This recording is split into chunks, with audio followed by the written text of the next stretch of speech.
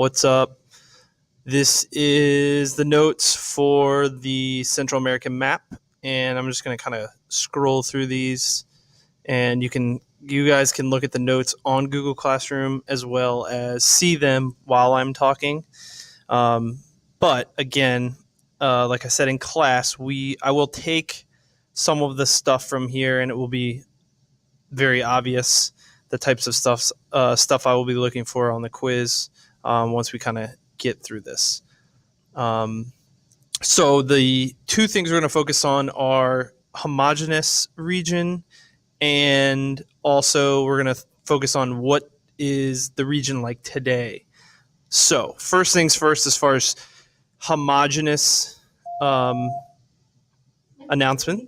Please call the main office. Mr. Weaver, please call the main office. Is that the first thing would be the Spanish language. So in world history, most likely, hopefully, you would have learned about the Treaty of Tordesillas, which basically divided up Latin American countries and parts of South America between the Portuguese and the Spanish.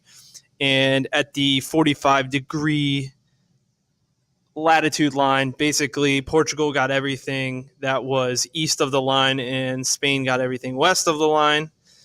And as we can see, based on historic and what we know about the region, the Spanish got obviously a lot more land because Brazil obviously is the only Portuguese-speaking country in the South American region as well as the Caribbean. So as far as after the treaty signed, the Spanish obviously aggressively colonized them, specifically obviously the Mexican people. You had the Aztec and the Mayan civilizations that were pretty much dominated by the incoming Spanish. Another thing shared obviously is the Roman Catholic religion, as you can see kind of in the map here. 42% of all the Catholics are located in Central America and South America. 90% of them identify as Roman Catholic. So overall, more than a majority of people associate themselves with the Roman Catholic Church. And that stems from, again, historical religion for Spain and for Europe and the colonies that were founded by the Spanish. Architecture would be the other thing as far as the shared culture and the region that makes it kind of all look similar. So we have three countries here, kind of all similar looking or similar architecture to things that would be happening, okay, in Spain, as far as if we were to compare and contrast the look of these buildings to Central America, Latin American countries, to Spain. Lots of lingering colonial influences. Specifically, we're going to talk about two different types of things. So the first thing is the hacienda system. And basically what happened was when the Spanish would come over, they would award land to these new people that came over, and they just took them from the indigenous people, and the plots of land that they were given, they got all the resources on it, including the indigenous people. So it was a way for the indigenous people to enslave some of the population that was already there. And it was very, very bad for the indigenous people. It caused lots of death. It caused lots of slavery, and it led to a very unbalanced system between the incoming Spanish people and the indigenous people of the area. The next one is the encomienda system, and basically what this one was is a person wanted a plot of land, they would get a plot of land, but part of the deal was they had to take care, and I put that in quotation marks so you can't see me, they had to take care of the of the indigenous people that were on the land. So, for example, you would be in charge of 20 to 30 different indigenous peoples, and you were in charge of caring for them and protecting them. And you were also in charge of teaching them religion and schooling them, which never happened. And eventually, it just led to enslavement from these people that came over and got these lands.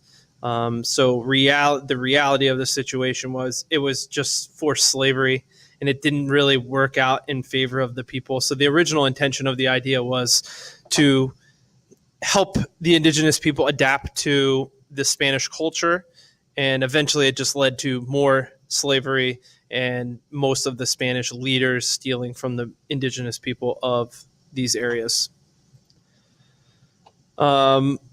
We could see recent rapid industrialization of the different cities. One of the differences between North American cities, and I say specifically Canada and the US, to some of these Central American cities are that the city centers tend to be the only source of wealth and power, and the suburbs are the places where it is poor and dangerous. So not that that's not true for some American cities, but most of our cities will have lots more poverty in North America versus a Central American city. So we can see most of and as you can see with the 85% is urbanized. So we have, again, lots of farmland, lots of land that is open space, lots of land that's agricultural based, and the larger cities tend to be very large, lots of people moving into them.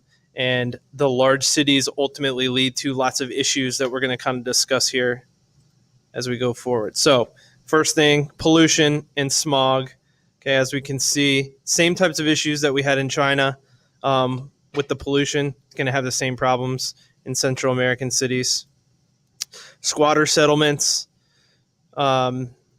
outskirts, the cities. Not a great example yet because we're not talking about South America, but what you guys would see in the favelas in Brazil, very similar type stuff where there's squatter settlements, and basically these are just people that are on the outside lines of these cities, and there is no public services. So there's no trash pickup, there's no water. So imagine pretty much a non-police zone where all the people in there are kind of doing their own thing, and they are doing whatever it takes to survive, which ultimately leads to obviously a lot of poverty and crime. So these particular areas tend to have the highest crime rates and murder rates in these Central American cities. All right, we talked about this on Monday or Tuesday, depending on second or eighth period, but a lot of net out migration. So a lot more people leaving than coming in, obviously. So we can see kind of by our numbers here, percentage wise,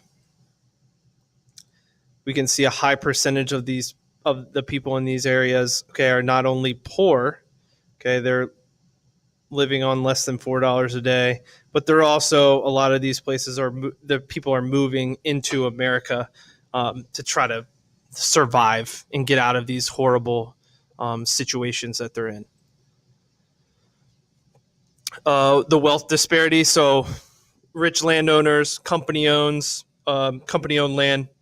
The richest 5% own more than 80% of the wealth. So we have lots of problems with distribution of wealth. So the richest people stay rich, and the money doesn't trickle down to the poor people. Excuse me. And those poor people end up moving into the cities to look for jobs. And again, the cities don't always have the jobs available for them to look at, which in turn makes people turn to these illegal activities. Historically, we have these interventions with the U.S. So and you guys mostly learned about this in U.S. history. So you can see kind of here as we go forth, we were very much involved in Central American foreign policy. And basically what it stems from is the U.S. interests in these particular areas.